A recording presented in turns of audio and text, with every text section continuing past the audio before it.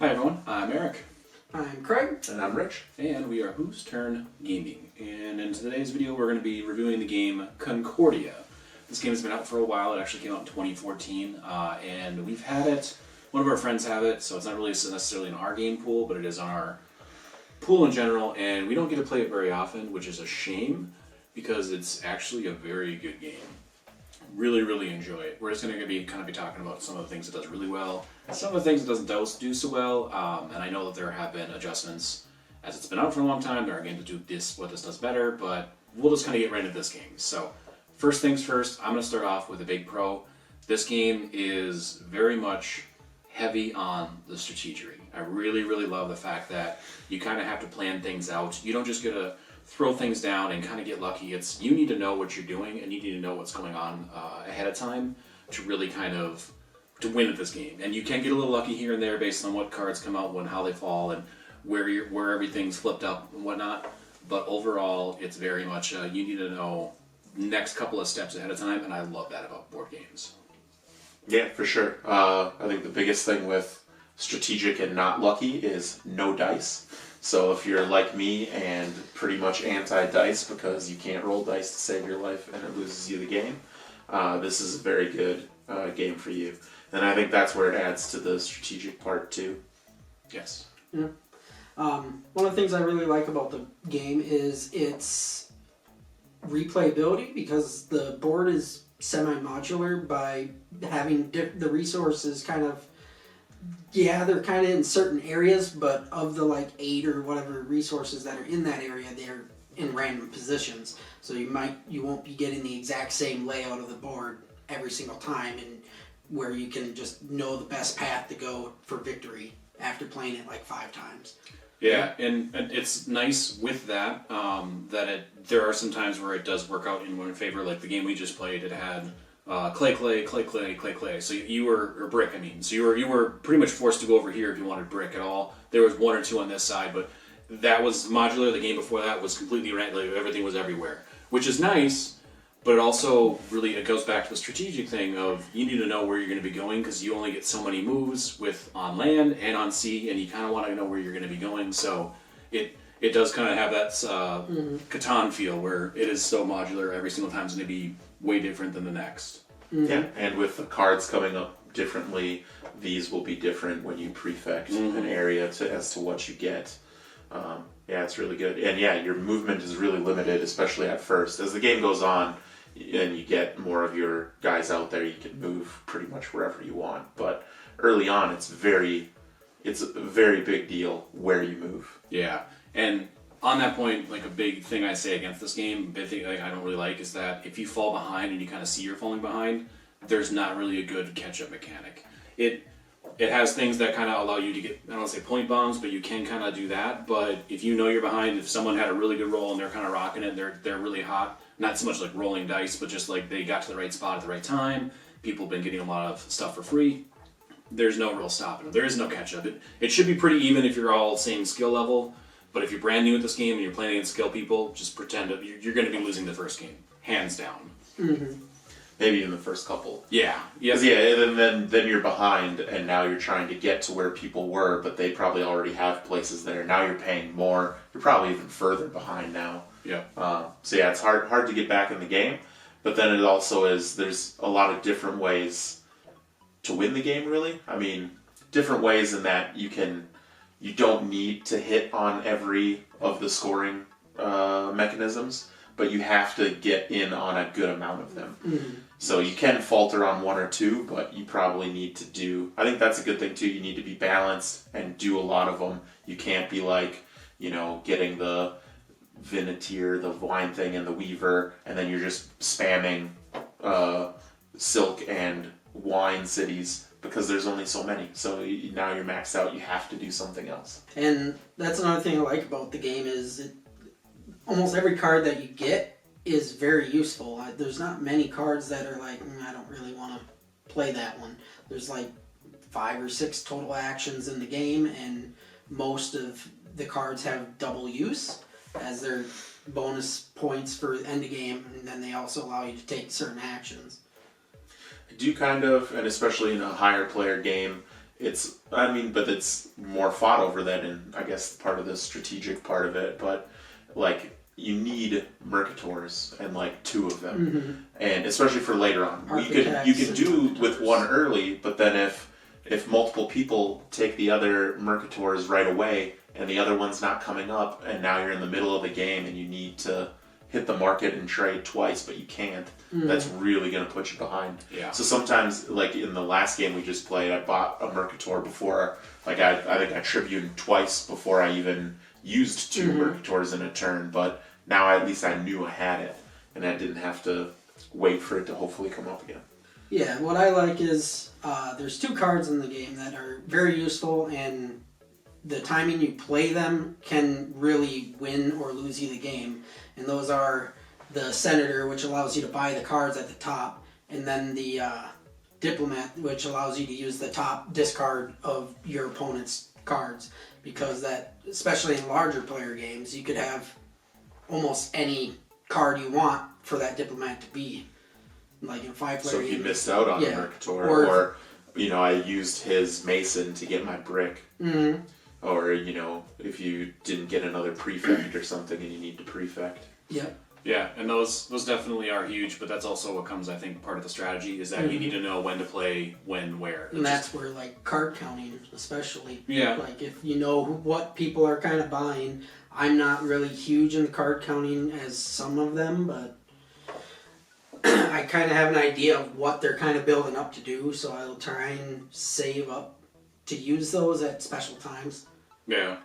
Well, and I think that's a valid point. I think that, like you were saying, the merchant is by far probably the best card because you can sell the stuff that you're getting from other people in order to buy the stuff you actually want, or you can just buy the stuff you want if you just like built 5 cities, you just want to do whatever. I think those are huge, but it all comes down to what you can play at the right time, and that's part of the strategy. Yeah, but then again, you're also not with the merchant cards. You're not spamming merchant cards. Like you need like to, 2. but you don't really want to. Yeah. You need to do all of the other stuff. Desperately need to get it again, and you have to. You need to be prefecting. You need to be and prefecting at the right time with the Magnus card. You need to be buying cards. You need to be moving and building cities. Yep. You need to be doing all of the things. You can't just focus. do one thing and you bomb need the to game. prefect the correct territories, because obviously you don't want to be prefecting a territory that's going to benefit your opponents just as much as it's going to help you out. Like, if you realize, he needs these 2 resources, and I'm going to give him one of them if I prefect this area, it's kind of rough. That can be... But sometimes you need it to win the game or do what you need to do, so I mean...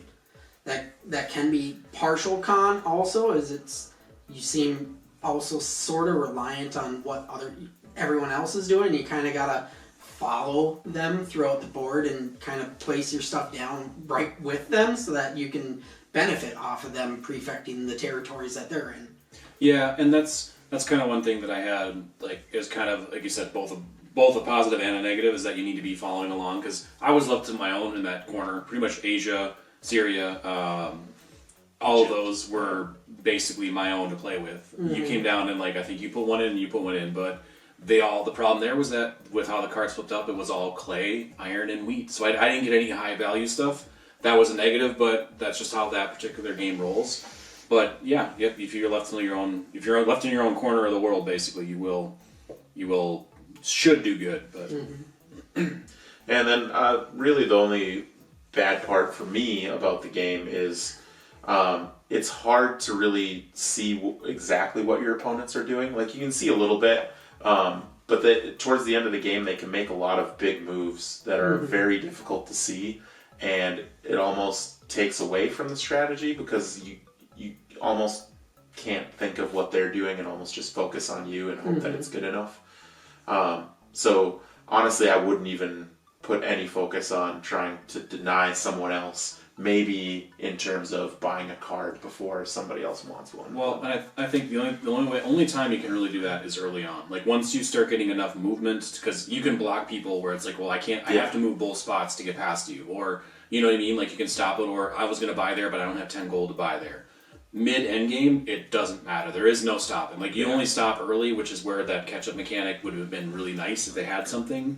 But that's just kind of that's just part of the game, really. Like it's really nice because you can be a jerk right away, but then it comes back to, well, I spent all my time being a jerk and I have nothing building for me, so.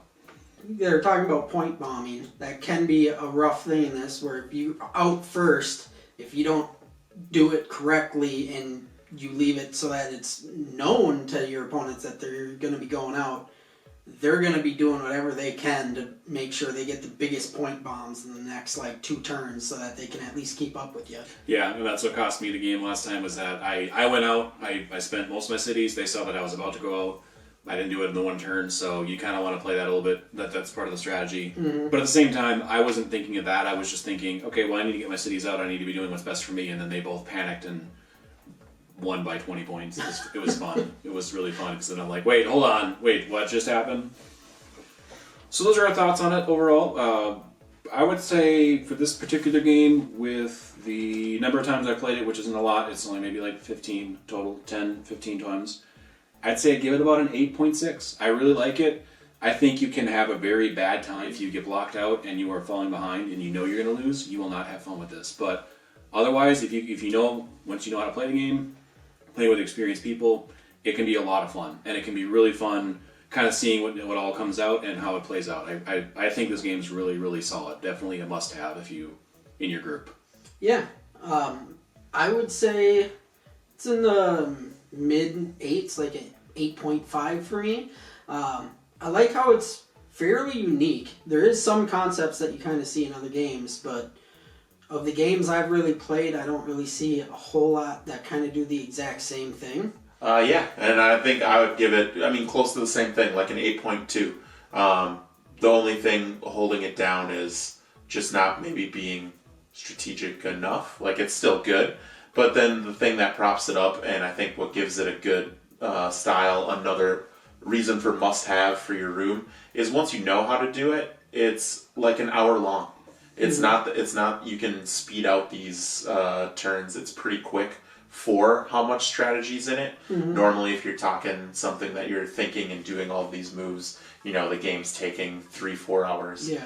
But this one you can bust out in like an hour, and you don't even need to be the best at it. And unless you're new to the game, then it's going to probably take you like 2.5 hours to do. And I would say it's much. That's the rough part the first time. It's much more like a 15 to 20 minute per person, because we had 3 people and it took us about an hour.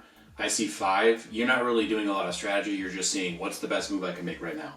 Yeah. But that's going to add more time because there's 5 people taking turns. Yes, the cards go a little bit quicker. The cities get out faster. You're kind of moving a little bit faster, but I think that's a good time frame. It's 15 to 20 minutes per person. So yeah, that's our review on Concordia. Again, this one's been out for a long time. There are games that do some of the things on here a little bit better. There are better versions of what this kind of is, but this game, for its time, was one of the best, and it's still on a lot of top 100s I've seen. It's usually on the higher end of that. So, very solid game. Definitely would recommend it. If you like the video, go ahead and give it a like. If you want to kind of follow us on our board game journey, we do other reviews. We show you how to set up and play games, like this one. This one will be on the channel eventually. You can hit that subscribe button. We would really appreciate that. If you've played the game, what do you think about it? Do you like it? Do you love it? Do you kind of have the same thoughts? Is it something that we missed? Does any of the expansions completely make any of our cons invalid? That happened on another video. That was fun. That was fun. In the meantime, let us know in your comments down below. We'd really appreciate it. That's about all we got, though. So thank you all for watching. I've been Eric. I'm Craig. I'm Rich. And whose turn?